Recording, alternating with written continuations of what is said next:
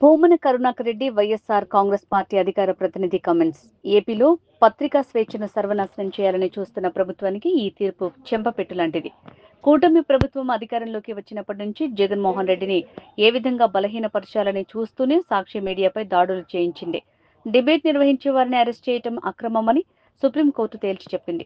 ఈ తీర్పు ద్వారా సుప్రీంకోర్టు ప్రజాస్వామ్య పునాదులను నిలబెట్టింది. సాక్షి కార్యాలయాలపై దాడి చేసిన గూండాలు, రౌడీ మూకలను వెంటనే అరెస్ట్ చేయాలి. సుప్రీంకోర్టు ఈరోజు ఒక అత్యద్భుతమైనటువంటి తీర్పును వెలువరించింది. ప్రజాస్వామ్యాన్ని పరిరక్షించడానికి నడుం బిగించినట్టుగా ఆంధ్రప్రదేశ్ రాష్ట్రంలో పత్రికా స్వేచ్ఛను పూర్తిగా సర్వనాశనం చేస్తున్న ప్రభుత్వానికి ఒక పెద్ద చెంపదెబ్బలాగా ఆ తీర్పు కనపడుతోంది.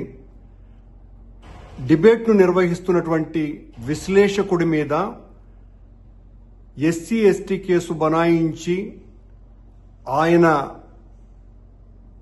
భౌతికంగా ఆయన్ను నిర్బంధించి వైఎస్ఆర్ కాంగ్రెస్ పార్టీ మీద పెద్ద ఎత్తున నిందారోపణలు మోపి సాక్షి కార్యాలయాల మీద రౌడీలతో దాడులు చేయించి ఒక రౌడీ మూక సామ్రాజ్యం ఆంధ్రప్రదేశ్లో కొనసాగుతోంది అన్నటువంటి సంకేతాలకి ఈ రోజున సుప్రీంకోర్టు ఇచ్చినటువంటి తీర్పు కొమ్మినేని శ్రీనివాసరావు గారి యొక్క అరెస్టు అక్రమమని, కొమ్మినేని శ్రీనివాసరావు గారిని వెంటనే విడుదల చేయాలని, మేము కూడా కోర్టులో విచారణ జరుగుతున్నప్పుడు కొన్ని విషయాలలో నవ్వుతూ ఉంటాం, అలాగని ఈ రకంగా అర్థం చేసుకుంటామా అన్నటువంటి వ్యాఖ్యానం కూడా చేసి ఆ డిబేట్ నిర్వహించినటువంటి వ్యక్తికి అక్కడ ఆ మాటలు మాట్లాడినటువంటి వ్యక్తితో సంబంధం ఏమిటి అన్నటువంటి ప్రశ్నను వేస్తూ ఈ రకంగా ఆయనను అరెస్టు చేయటం అక్రమమని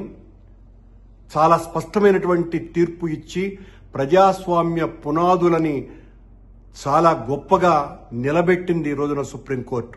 ఈ రాష్ట్రంలో చంద్రబాబు ప్రభుత్వం అధికారంలోకి వచ్చినప్పటి నుంచి వైఎస్ జగన్మోహన్ రెడ్డి గారిని బలహీనపరచటానికి సాక్షి మీదనే నేరుగా దాడి చేస్తూ, సాక్షి మీద అనేక ఆరోపణలు చేస్తూ, సాక్షి అంతా కూడా అబద్ధాల రోతనే వండి వారుస్తున్నది అన్నటువంటి మాటలతో తనకు కావలసినటువంటి పత్రికల ద్వారా, ప్రసార మాధ్యమాల ద్వారా నిరంతరము సాక్షి మీద దాడి చేయటంతోనే ఈ సంవత్సర కాలమంతా కూడా గడిపేసింది.